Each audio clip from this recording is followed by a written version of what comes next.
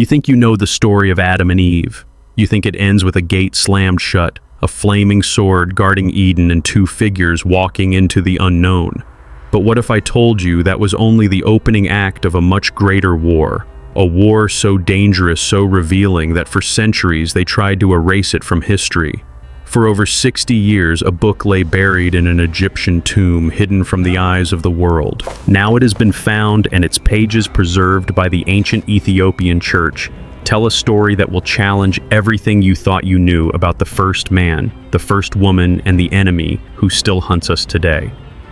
This is the lost book of Adam and Eve, and it holds a terrifying secret. In the next hour, we will walk with Adam and Eve into the Cave of Treasures. We will watch the first deception after Eden uncover the sisters you never knew existed, and follow a bloodline from the mountain of holiness to the giants before the flood.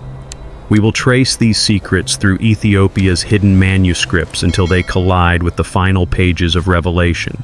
And to understand the terrifying secret they hid, we must go back to the tomb where the scroll was sealed. The tomb and the forbidden scroll. It began in the sands of Upper Egypt, where the desert keeps its secrets better than any vault. For centuries, wind and time had buried a royal tomb under layers of silence. The name on the stone was almost forgotten. Tukan-Ayen, an Egyptian noble whose life had intersected with the whispers of early Christianity and the trade routes of the ancient world. When archaeologists broke the seal, they expected gold ornaments and the fragments of a long dead dynasty. What they found instead was stranger and far more dangerous. A bundle of ancient parchment wrapped in linen, hidden not in the main burial chamber, but in a concealed alcove, as if someone wanted it protected or hidden. These were not hieroglyphs. They were not written in the language of pharaohs, but in an ancient Ge'ez script, the sacred language of Ethiopia's oldest churches. Alongside the parchments lay a cedar box carved with crosses and strange symbols of a tree, a serpent, and two human figures. The lead archaeologist later admitted in a private letter, "It was as if the tomb was a passageway between worlds, Egypt, Ethiopia, and Eden itself. Inside the box was the text the world had not seen in centuries. The conflict of Adam and Eve with Satan, what modern scholars would call the lost book of Adam and Eve." When its first translation was published in 1926, the academic world reacted like someone had just detonated a theological bomb. The book didn't rewrite Genesis, it continued it. It spoke of Adam and Eve after the expulsion from Eden, their first nights in darkness, their prayers, their confrontations with Satan himself. For some, it was a missing chapter in humanity's oldest story. For others, it was dangerous fiction. Very quickly, the debate turned into suppression. Prominent Western theologians dismissed it as pseudepigrapha, a forged work falsely attributed to ancient authors. That single label was enough to convince seminaries and churches to ignore it. The implication was clear. This is not inspired, this is not scripture, it has no authority. But in Ethiopia, the reaction was different. For them, this was not an apocryphal curiosity, it was part of a living tradition. Ethiopian Christians had preserved the text in their canon for centuries alongside the Book of Enoch and other writings excluded from the Western Bible. They never saw it as a contradiction to Genesis, but as a vital continuation filling the silence between Eden's gate and the lives of Adam and Eve in exile. One Ethiopian scholar, when asked why they still kept the book, gave a haunting answer: "Genesis is the prologue, this is the battle." That sentence struck like a blade. It implied that Western Christianity had been reading only the opening lines of a war without knowing how it unfolded. And if the battle was still raging, ignorance was the enemy's greatest advantage. The more you study the book's history, the more it looks like a pattern we've seen before. Sacred texts emerging from the margins, embraced by one tradition, rejected by another, buried under accusations until the memory fades. But the texts survive not in libraries of Europe, but in mountain monasteries and stone churches of Ethiopia, guarded like a prophetic weapon. And here is the investigative question that cannot be ignored. If the Book of Adam and Eve was truly irrelevant or false, why did it survive for millennia in Ethiopia's canon? Why did someone hide it in an Egyptian noble's tomb, wrapped and sealed as if it were treasure? And why in 1926 did it appear only to vanish again from public discourse? When you trace the trail, the suppression looks deliberate. The rejection wasn't based on archaeological evidence or linguistic flaws. It was based on theology. The book speaks too much of spiritual warfare, too plainly of Satan's strategies, too vividly of the cost of obedience after Eden. It is not sanitized for polite religion. It is raw, urgent, and uncomfortably close to reality, which leaves us with the same choice the archaeologists had when they opened that cedar box. Do we close it again and pretend we never saw it? Or do we dare to read what Adam and Eve themselves wanted us to know about the war that began the moment they left the garden?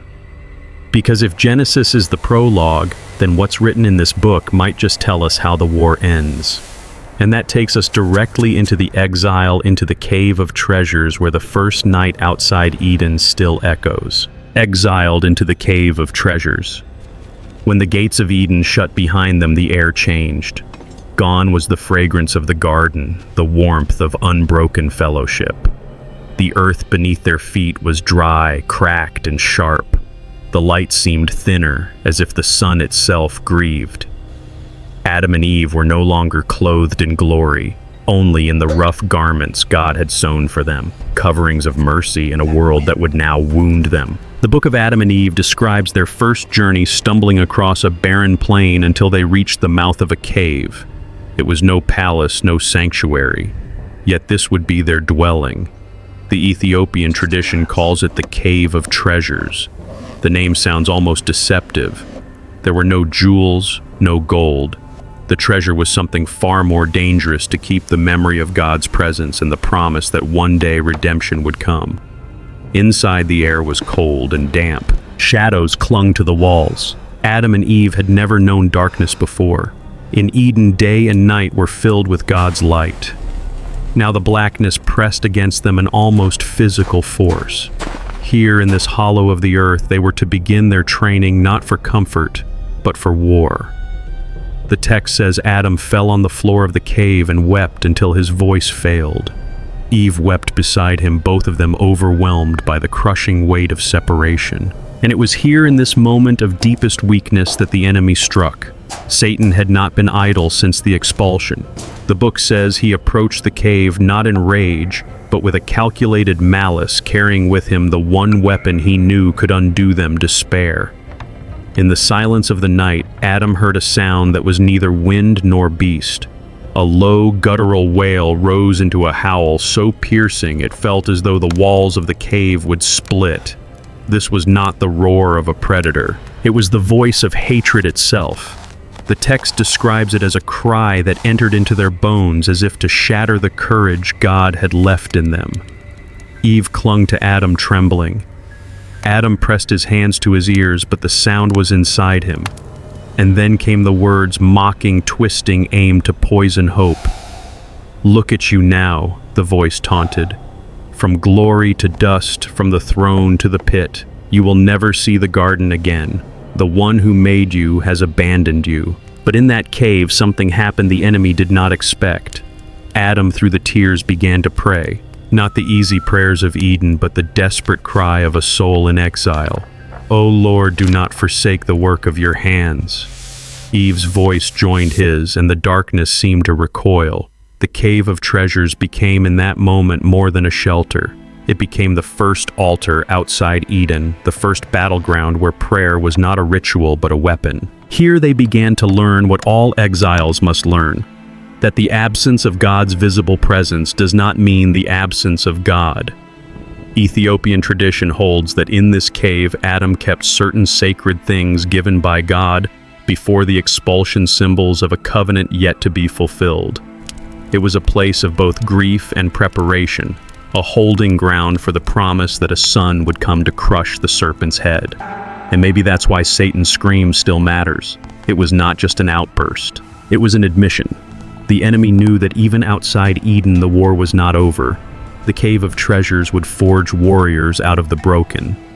The text ends this scene with Adam lifting his head and saying, "We will not leave this cave until the Lord commands us." That is the resolve that makes the enemy tremble, not perfect circumstances, but unshakable loyalty in the worst of them. And it is in this same cave on another night that the enemy would return, not with a scream, but with a disguise so beautiful it could almost pass for a blessing. The enemy's first disguise. The Cave of Treasures had become a place of prayer and survival. Adam and Eve were beginning to adjust to their new reality, gathering food from the barren land, seeking water in the cracks of stone, offering daily petitions to the God they could no longer see. But in war, the enemy rarely strikes the same way twice. The first attack had been blunt darkness, fear, despair. It had failed. Now Satan would come with something far more dangerous: beauty. The book of Adam and Eve tells us that one day, as Adam wandered a short distance from the cave in search of food, he saw a figure in the distance. The sun caught her skin like polished onyx. Her hair, long and flowing, shimmered in the heat. She moved with a grace Adam had never seen outside of Eve herself. Her eyes held an intensity that seemed to pierce his soul. And when she spoke, her voice carried the melody of rivers and the whisper of the wind. This woman was no ordinary stranger. She was a fabrication, a perfect illusion woven by the adversary himself. Every detail was calculated not just to attract Adam, but to make him forget the pain of exile, forget the warnings of God, forget his covenant with the woman who shared his life and calling. She spoke of comfort of rest from the hardships of the wilderness. She promised food without toil, shelter, without labor, companionship, without the demands of obedience. Then her words grew bolder. I can give you more than what you lost. Power over this land, authority over all living things. No more fear, no more waiting for promises that never come. It was a masterstroke. In that moment, Adam's mind flashed with the memory of Eden, the fruit-laden trees, the cool shade, the rivers of life. His heart ached and his steps faltered. The temptation was not wrapped in rage or threat. It came dressed as kindness, as hope, but deep within another memory stirred. The voice, the command in Eden that had been clear, unbending, and full of love. You shall have no other gods before me. The memory rose like a wall between him and the illusion. The words of God became a mirror, and in that mirror the beauty twisted. The eyes that seemed so inviting now glimmered with malice. The voice that promised peace now dripped with contempt. Adam stepped back and the mask slipped. The woman's form wavered, and in its place the shadowed figure of the enemy emerged, smiling, but with the cold smile of a predator who had nearly won. Every blessing not from God, Adam said aloud, is a trap in disguise. The illusion shattered like glass. Satan's form twisted and retreated into the wilderness, his plans for this day undone. But the battle had left its mark. Adam returned to the cave, shaken not because he had fallen, but because he realized how close he had come. The text records that Adam told Eve everything. They prayed through the night, asking God for discernment that they might see through any mask the enemy wore. This was the birth of spiritual vigilance. The understanding that evil often comes dressed in the garments of good, that not every opportunity is divine, and that some doors lead straight back into chains. For the Ethiopian tradition, this episode is more than ancient history. It is a warning for every generation. The most dangerous deceptions are not the ones we can easily recognize, but the ones that look like answers to our prayers. Adam learned in that moment what we must learn now. The enemy knows how to counterfeit light. He can weave desire, beauty, and promise into something that feels like destiny, but is designed to destroy. And so the Cave of Treasures became more than a refuge. It became a watchtower. For Adam knew the enemy would return again, and next time the disguise might be even harder to see. And in the days to come, another sacred moment would test them, not through temptation, but through the covenant of marriage itself, a marriage ordained by God. After the encounter with the enemy's disguise, Adam and Eve understood something profound. Purity was not merely about avoiding sin. It was about waiting for God's timing. They knew that even the most sacred desires could be corrupted if pursued outside of His command. And so, according to the book of Adam and Eve, They entered into a season unlike anything they had known in Eden, a period of separation, prayer, and fasting before they would unite as husband and wife. The text records the number precisely 223 days. That is over 7 months of restraint, discipline, and watchfulness. Day after day, Adam would rise at the first light and pray, asking for God's blessing to rest upon his future union.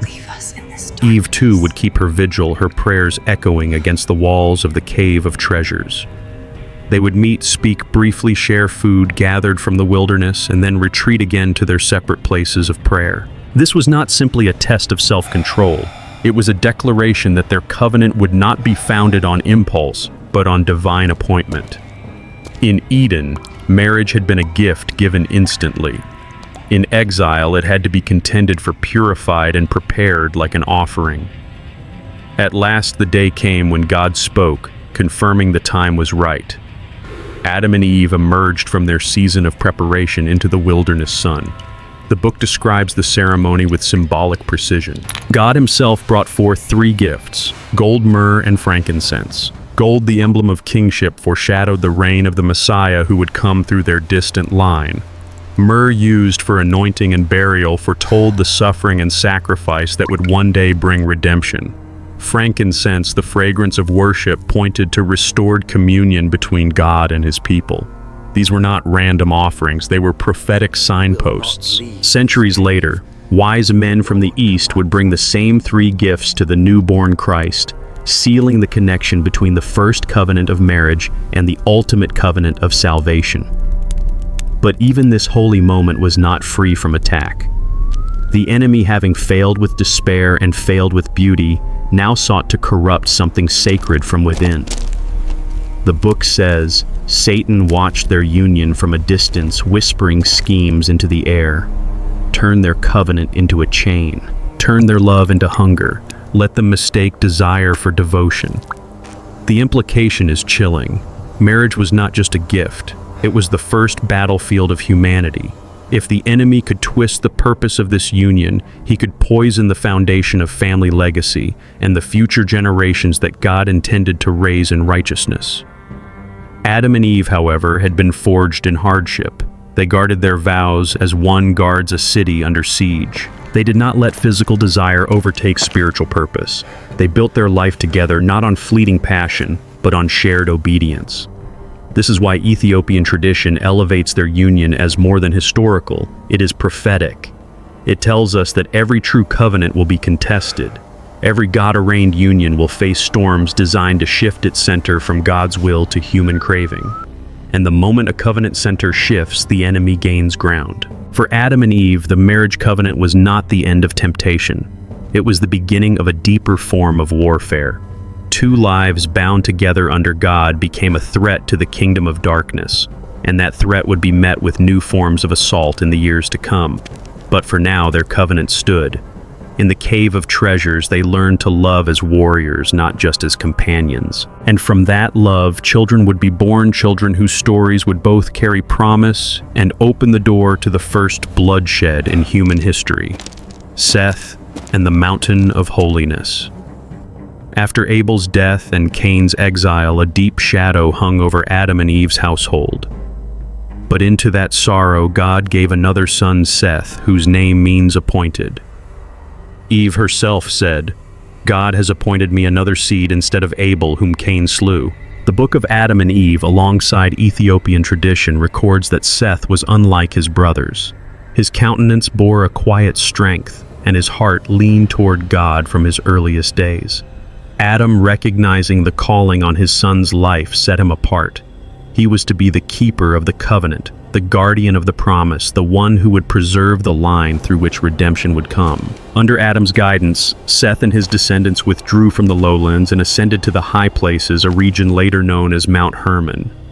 There the air was clean, the land untouched by Cain's bloodline, and the people devoted themselves to worship, purity, and the remembrance of God's command.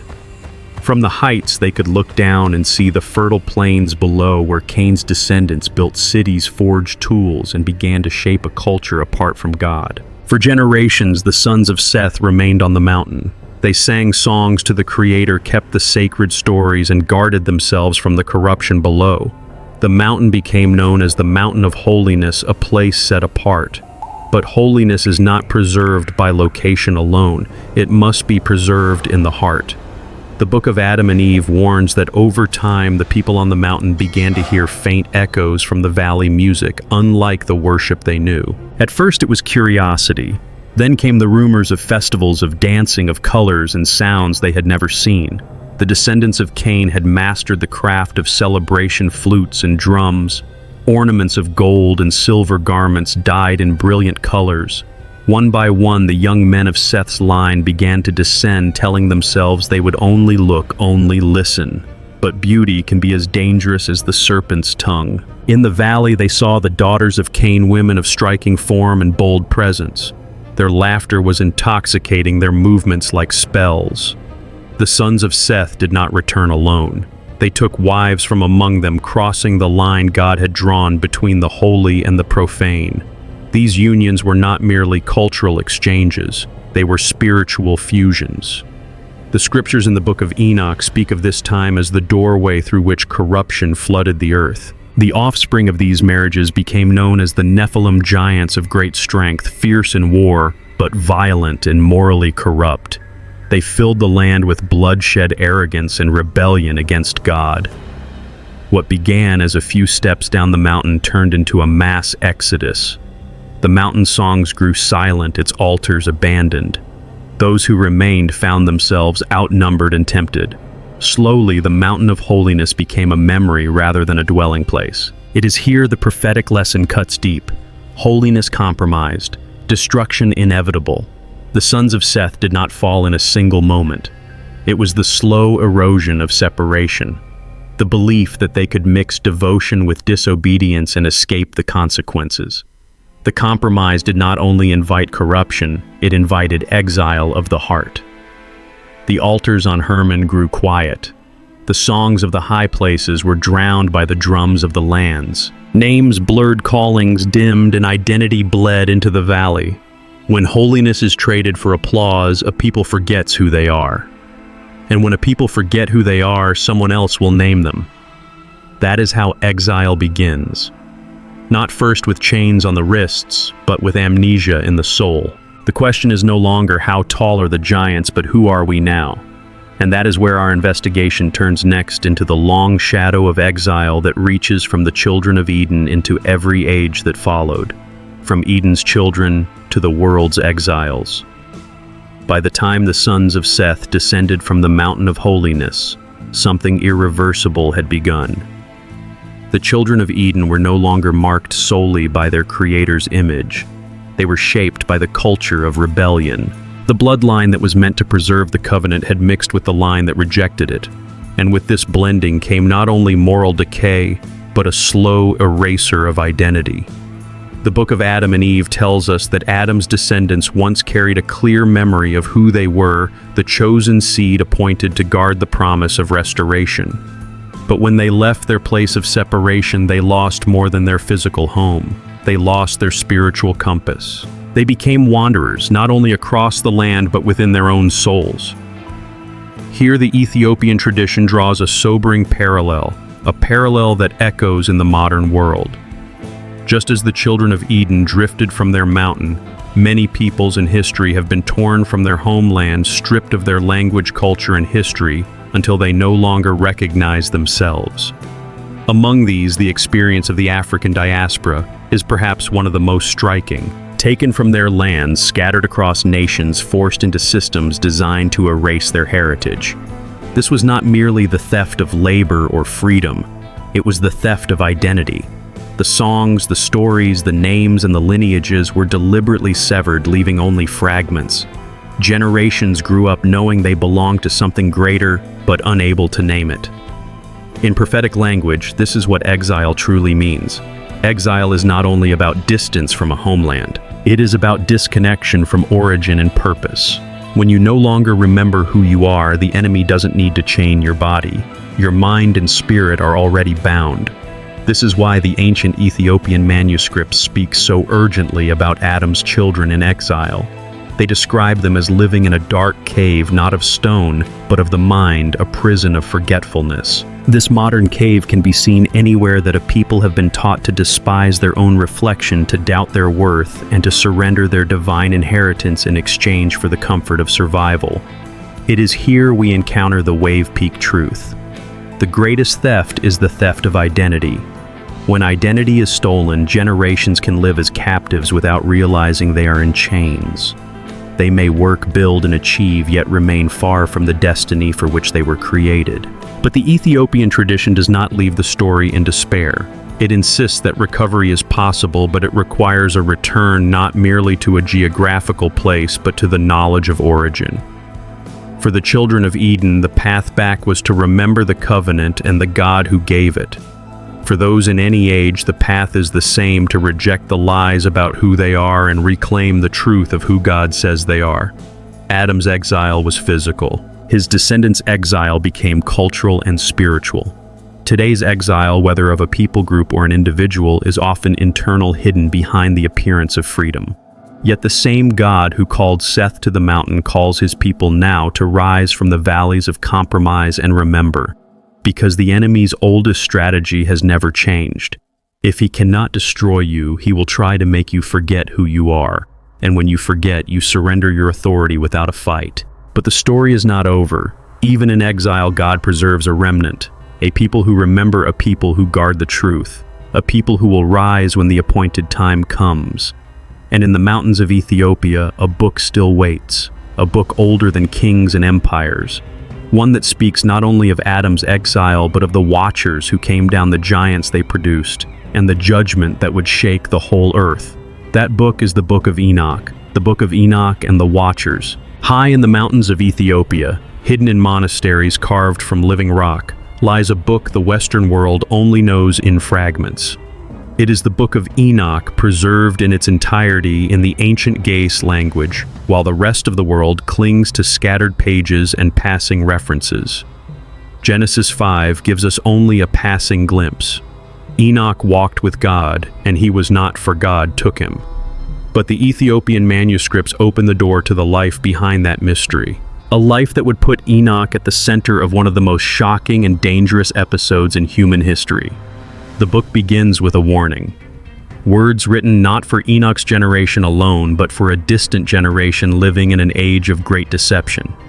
It tells of beings called the Watchers, angelic guardians appointed by God to watch over humanity. But these Watchers abandoned their post. Drawn by the beauty of human women, they descended from heaven to the earth and took them as wives. The Book of Enoch names their leader Samjaza and describes their pact. Each swore an oath that none would turn back from the plan. This was not a single act of rebellion. It was a coordinated invasion. The unions between the Watchers and human women produced offspring unlike any the world had ever seen. In the Nephilim, giants of immense size and power, they were not only physically imposing but spiritually corrupted, consuming the earth's resources and spreading violence without restraint. But the danger was not in their strength alone. The Watchers taught humanity knowledge that God had withheld for a reason. Sorcery, enchantments, the crafting of weapons, the manipulation of nature, and even forbidden astronomy that blurred the line between worship and idolatry. What they called wisdom was in truth a weapon against the order God had set. The Ethiopian tradition treats this not as a myth, but as a historical account of why the world became so corrupt that the flood was inevitable. It reminds us that the battle for humanity's destiny has always been both physical and spiritual. Enoch enters the scene not as a passive observer, but as God's chosen messenger to confront these fallen beings. The book records that he was taken into the heavenly courts, shown visions of the cosmos, and entrusted with the decree of judgment. Imagine the weight: a man of flesh delivering a death sentence to beings of celestial glory. Enoch stood before the Watchers and declared their fate, that they would be bound in the abyss until the great day of judgment, that their children, the Nephilim, would perish in the flood, and that the knowledge they had corrupted would turn against them. It is here the wave peak cuts deep. Even angels can fall and take the world with them. For the early Ethiopian church, the Book of Enoch was not simply history, it was prophecy. It showed that the corruption of the last days would mirror the days of Noah's unnatural unions, the misuse of advanced knowledge, and a global culture bent on self-exaltation. Jesus himself in Matthew 24 warned that as it was in the days of Noah, so it will be at the coming of the Son of Man. The West, having lost most of Enoch's text for centuries, often treated the fragments as curiosities. But in Ethiopia, the book remained in the canon, read alongside Genesis and Isaiah, its warnings as relevant as the Gospels. The preservation was intentional because to forget what happened with the Watchers is to be blind to the enemy's oldest strategies. And those strategies are not buried in the past. The spirit of the Watchers, the drive to blend rebellion with progress to disguise corruption as enlightenment, is alive in our own age. The difference is that now their forbidden knowledge wears the face of technology, science, and innovation. Enoch's confrontation with the Watchers is more than an ancient tale. It is a mirror. It asks the question if such beings could fall from heaven's light into the deepest darkness. What makes us think humanity is immune to the same descent? And as the earth groaned under the weight of their corruption, God prepared a judgment unlike anything the world had ever seen. A flood that would wash away giants, cleanse the earth, and preserve a single family whose bloodline remained untainted. The flood as a genetic reset. By the time of Noah, the earth was no longer the world Adam had walked. The line between human and something else had blurred. The Book of Enoch, preserved in full in Ethiopia, describes it plainly. The Nephilim had filled the land, devouring its resources, enslaving its people, and spilling innocent blood until the very soil cried out to heaven. Genesis 6 says, "All flesh had corrupted its way upon the earth." This was not poetic exaggeration. The corruption was not only moral, it was biological. The descendants of the Watchers had intertwined their bloodline with humanity's, distorting the image of God imprinted in man from the beginning. The seed through which the Messiah would come was under siege not just by sin but by alteration. God's judgment in the form of the flood was not an act of random wrath. It was a surgical strike. It was both a cleansing of the earth's wickedness and what could be called a genetic reset. Humanity's original design as God had made it had to be preserved for the promise in Eden to remain possible. Here enters Noah. Scripture tells us Noah was a just man and perfect in his generations. The Hebrew phrase perfect in his generations, Tamim, refers not just to moral integrity, but to physical wholeness, untainted lineage. In other words, Noah's family had not been corrupted by the hybridization of the Nephilim. This is why he was chosen, not because he was flawless in behavior, but because his line remained a pure vessel for the covenant yet to come. The Ethiopian tradition adds that Noah's righteousness was visible in his refusal to participate in the feast's violence and sorcery of the age. While others pursued the wisdom taught by the Watchers, Noah clung to the ancient instructions handed down from Adam through Seth. He built altars, he offered sacrifices to God alone, and he kept himself apart from the alliances that brought ruin to others. When the decree of the flood came, it was not merely a warning of disaster. It was the last invitation to turn back. Noah preached for decades while constructing the ark, his very labor a testimony to the coming judgment. But the people mocked, "Why believe in a God you cannot see when you can build cities with your own hands and master the secrets of heaven through forbidden knowledge?" Then the skies opened. The fountains of the deep broke apart. Rain fell in sheets the earth had never known. The waters rose, swallowing fields, cities, and fortresses. Giants fell beneath the waves. The sound of the Nephilim's strength, the roar of their armies, was silenced under the crushing flood. It is here the wave peak speaks. Judgment was mercy for the human race. If God had allowed the corruption to continue unchecked, there would have been no untainted humanity left, no vessel for the Messiah, no fulfillment of the promise made to Eve. The flood was not only an end, it was a beginning. From the ark, a new chapter of humanity emerged. But the memory of the Watchers did not die in the water. Their spirits, according to Enoch, became the wandering entities the Bible calls unclean spirits, restless, bodiless, still seeking to influence mankind. The world was cleansed, but the war was far from over. And so Noah's survival was more than a rescue. It was a preservation of the covenant line, a divine intervention to safeguard the future. Every rainbow since has been a reminder that God's judgment and mercy often walk hand in hand, and that sometimes to save the future, He must end the present. But the story does not stop on the mountains of Ararat. Far away in the highlands of Ethiopia, a people would become the guardians of this ancient memory, holding not only the story of the flood, but the very books that explain why it had to happen. And those guardians still keep watch today in monasteries carved from stone where the word and the warning are bound together for the last days. Ethiopia, guardians of the prophetic memory.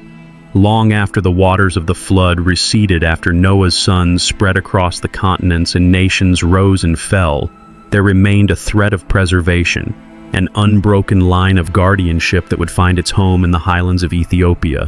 While empires in the West shifted their borders and rewrote their histories, Ethiopia remained a fortress both in geography and in faith. Its mountains rising like ancient sentinels shielded a people who did not merely read the scriptures. They lived them, and in their hands were manuscripts the rest of the world had lost. For millennia, Ethiopian monks have lived in monasteries carved from sheer rock high above the valleys where time seems to move slower. These are not the ornate cathedrals of Europe, but sanctuaries of stone hewn by hand, hidden from invaders, and consecrated for one purpose: to guard the testimony entrusted to them.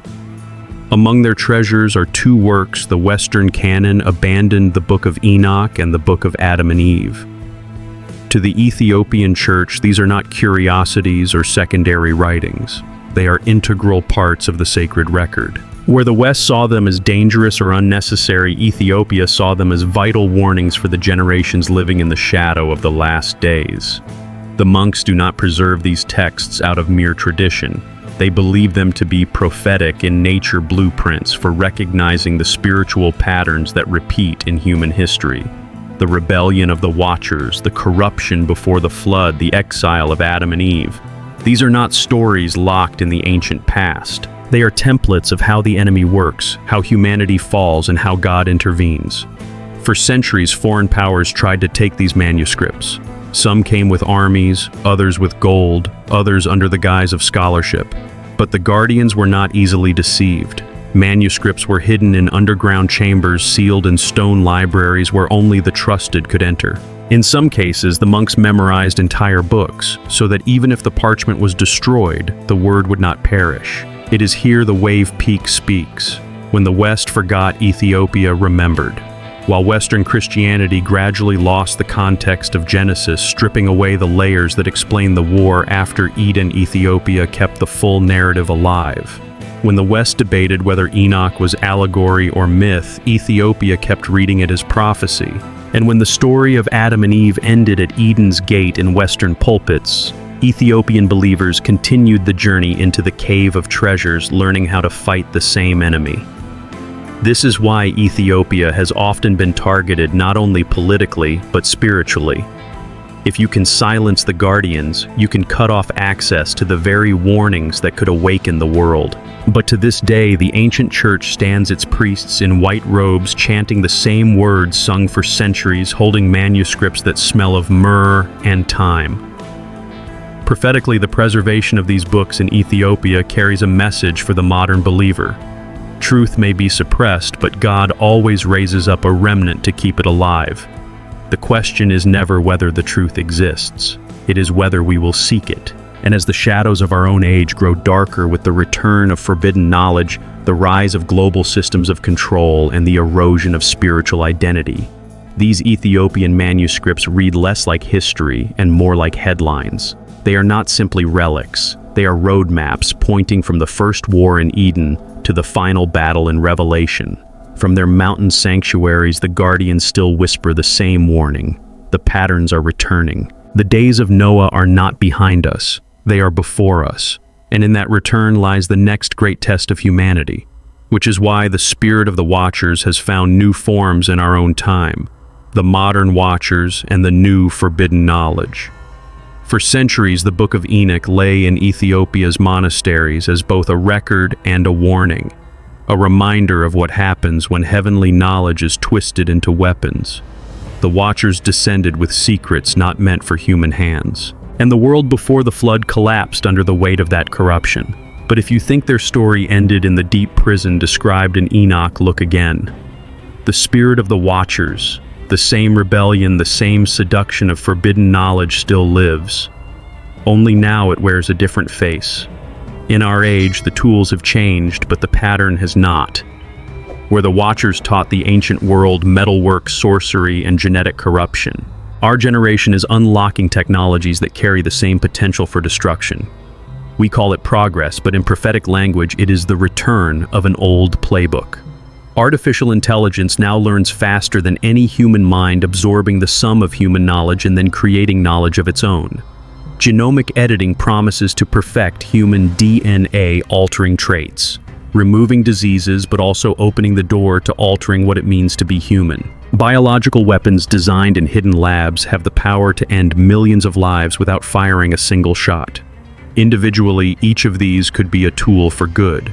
Together, they form a dangerous cocktail of power that in the wrong hands could erase the line between creation and creator.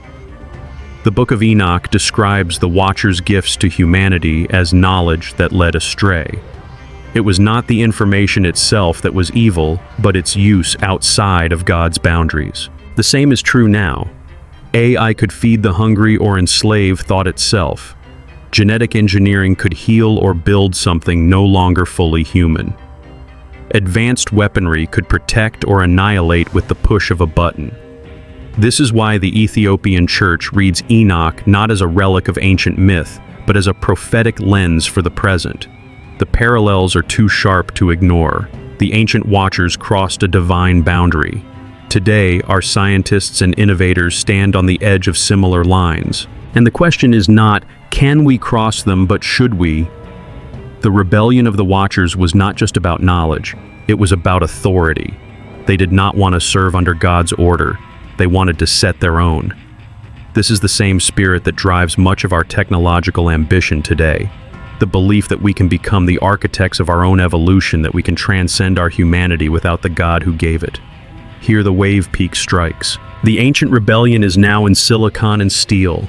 The divine boundaries that once existed in heaven and on earth are now being tested in laboratories and data centers.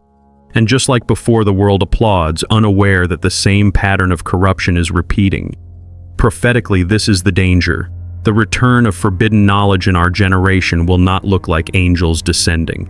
It will look like innovation conferences, medical breakthroughs, and AI-powered revolutions. It will come to us wrapped as solutions to our problems, just as Satan came to Adam disguised as a blessing.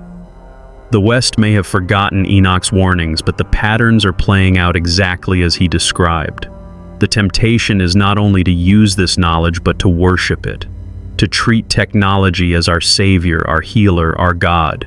And just as in the days of Noah, the corruption is accelerating. The question is not whether judgment will come, it is how far the world will go before it arrives. From Ethiopia's mountains to the global stage, the thread of prophecy is unbroken. We are living in the echo of an ancient rebellion. And if the parallels hold, the next act will not be one of quiet progress. It will be one of open confrontation between the kingdoms of this world and the kingdom of God.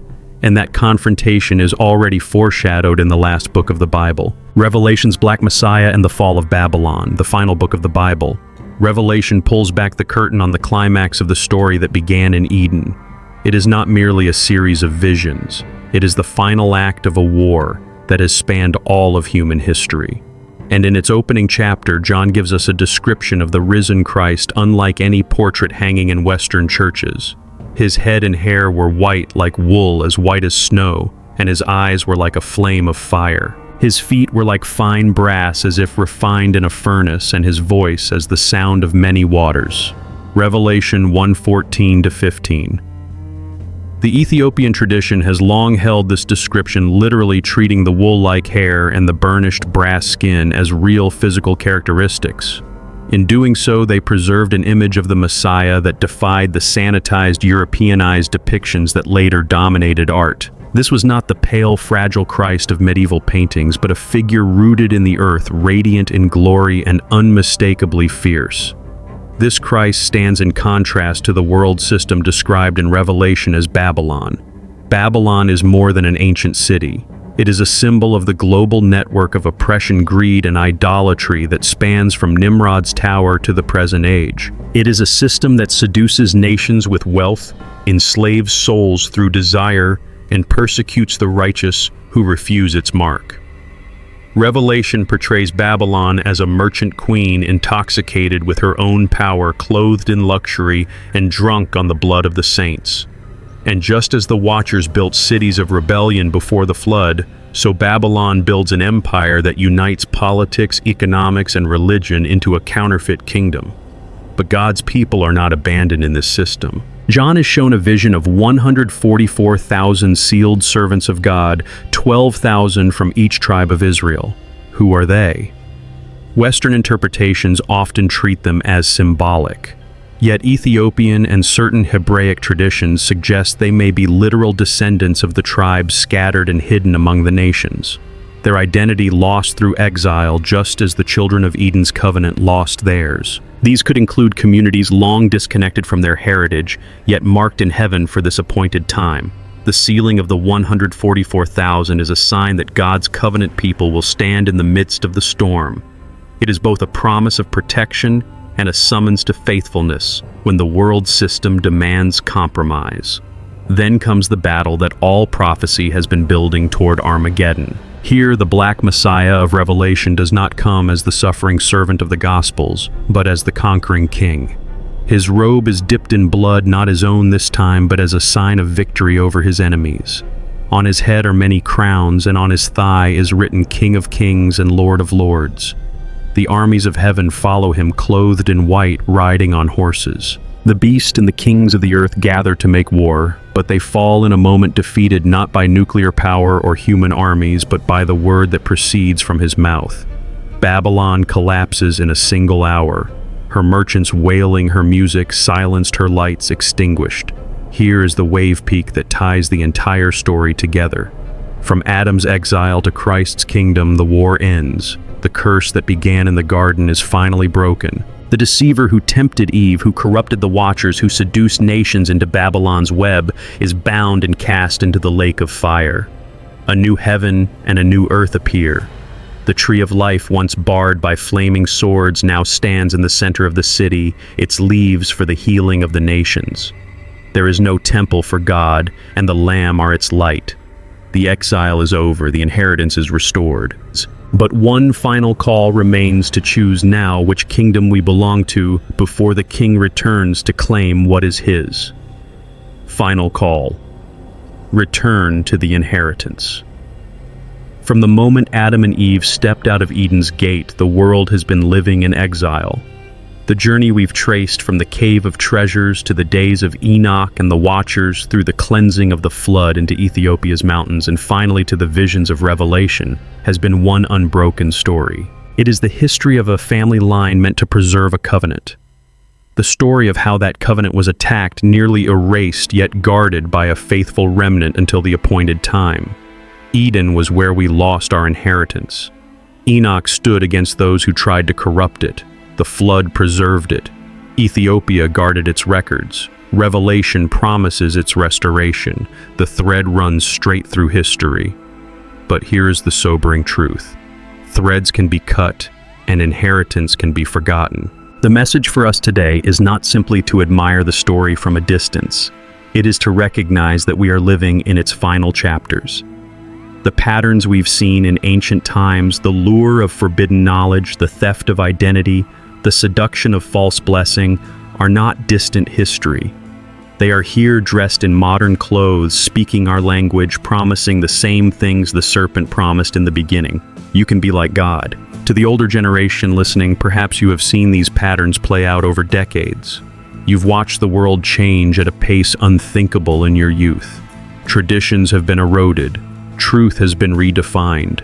Faith has been treated as outdated. And yet the prophetic record tells us this is exactly how the final act unfolds. The question is, will we be awake when it does? Returning to the inheritance begins with remembering who we are. We are not accidents of history or mere survivors of a broken world. We are the descendants of a covenant that began in the garden. That covenant is not written in our DNA alone, but in the image of God stamped on every soul. To forget that is to remain in the modern cave alive yet living in the dark. The book of Adam and Eve teaches us that exile is a place of preparation, not permanent defeat. The book of Enoch warns that the enemy's strategies repeat themselves generation after generation. Revelation shows us that the war will end, but not with negotiations with the return of the rightful king. So how do we return to the inheritance? We do it by rejecting the counterfeit blessings that promise comfort but lead to bondage, by guarding the truth we've been given even if the world mocks or ignores it, by seeking the wisdom of God over the knowledge that puffs up and destroys, and by aligning ourselves with the King who will not only end the exile but restore the garden in a form more glorious than it was in the beginning. There is also the story is not yet complete across deserts, under monasteries and vaults beneath ancient churches. There are still texts waiting to be uncovered, records of the earliest generations' writings that may shed more light on the first war of humanity. If God has preserved them this long, perhaps it is because they will be needed in the days ahead. And so we arrive at the closing wave peak, a question that is both personal and prophetic. The first exile is ending. Will you return? This is not a call to nostalgia. It is not a romantic longing for the past. It is a summons to step into the identity and authority you were always meant to have. To stand against the darkness as Adam was meant to, as Enoch did, as the 144,000 will. When the King comes, the gates will open again, not to let us out, but to welcome us home. And in that moment, the inheritance will no longer be a promise. It will be our reality. Until then, the choice is ours.